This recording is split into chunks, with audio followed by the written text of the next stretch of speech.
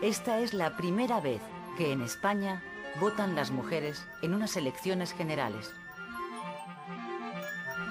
La asistencia femenina a las urnas es masiva. Las elecciones incluyen otra novedad. Las derechas se presentan por primera vez unidas en una coalición de partidos llamada CEDA, Confederación Española de Derechas Autónomas. Su líder es José María Gil Robles y sus principios: religión, familia, orden y prosperidad. El resultado de las elecciones de noviembre da un vuelco total a la situación. La derecha triunfa, aunque no alcanza la mayoría. El Partido Radical de Lerroux, de centro, se fortalece. Los republicanos de izquierda sufren un batacazo y los socialistas pierden la mitad de los escaños que habían logrado en los comicios de 1931. El encargado por el presidente de la República para formar gobierno es el centrista Alejandro Lerroux.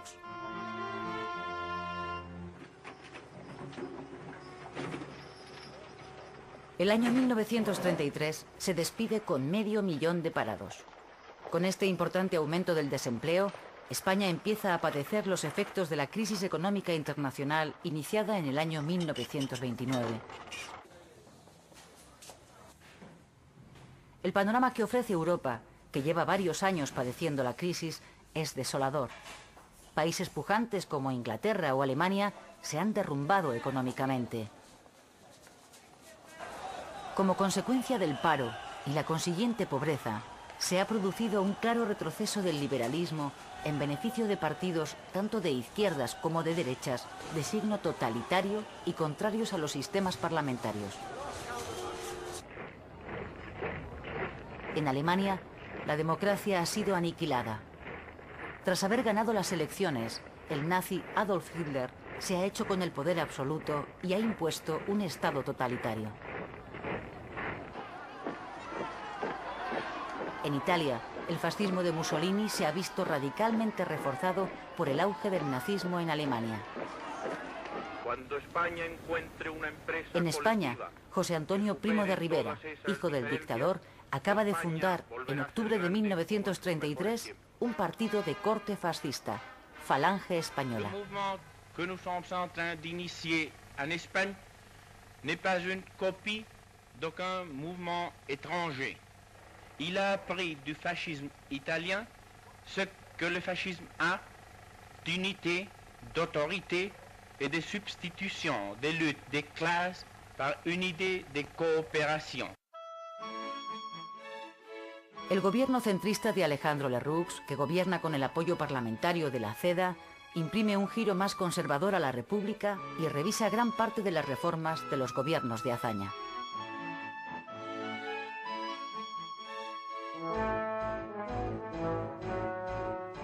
En la oposición, los socialistas, desencantados por el alto precio pagado por su participación en el gobierno que les ha llevado a la derrota electoral, se radicalizan. Los llamados bolcheviques se hacen con el control, tanto del partido como del sindicato.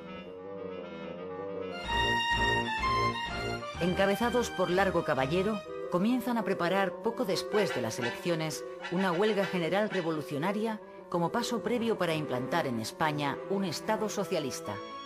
Amenazan con llevar a cabo su plan revolucionario si la CEDA entra en el gobierno. Los socialistas identifican a los cedistas con la amenaza fascista que se extiende por Europa.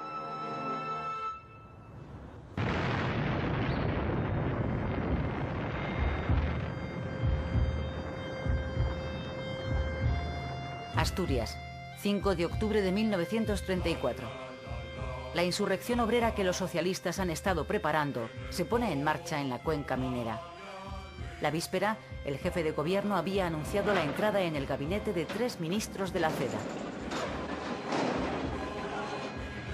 ¡No disparéis, hermanos! ¡No disparéis! ¡Viva la revolución! ¡Abajo el capitalismo! ¡Soldados, no disparen! Los revolucionarios asturianos asaltan los cuarteles de la Guardia Civil, del Ejército y de las fábricas de armas. Después de hacerse con la cuenca minera, toman Oviedo.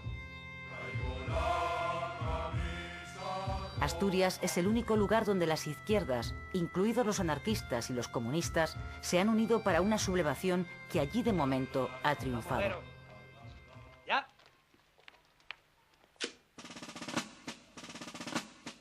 Barcelona, 6 de octubre.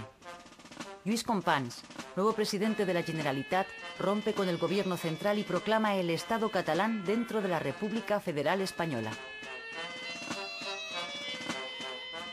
La insurrección catalana, que no cuenta con el respaldo de los anarquistas, es aplastada después de 10 horas de lucha por el ejército.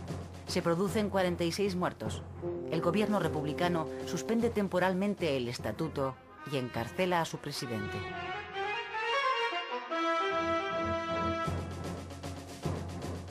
La insurrección fracasa en el resto de España, incluida la capital, Madrid. Sin embargo, la llama revolucionaria sigue encendida en Asturias. El gobierno de la República declara el estado de guerra y encarga al general Franco la dirección de las operaciones contra los sublevados.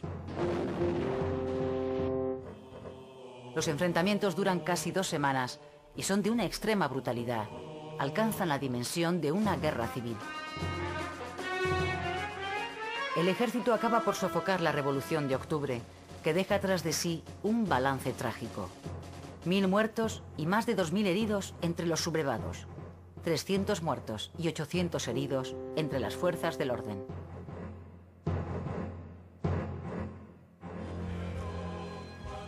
Cerca de 30.000 personas son encarceladas, entre ellas los dirigentes del PSOE y la UGT.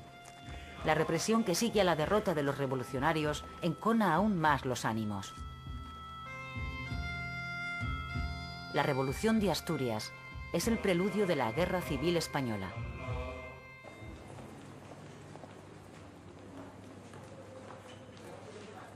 $200.000 personas llegadas de toda España se dirigen en octubre de 1935 hacia el campo de Comillas, en Madrid, donde Manuel Azaña va a dar un mitin.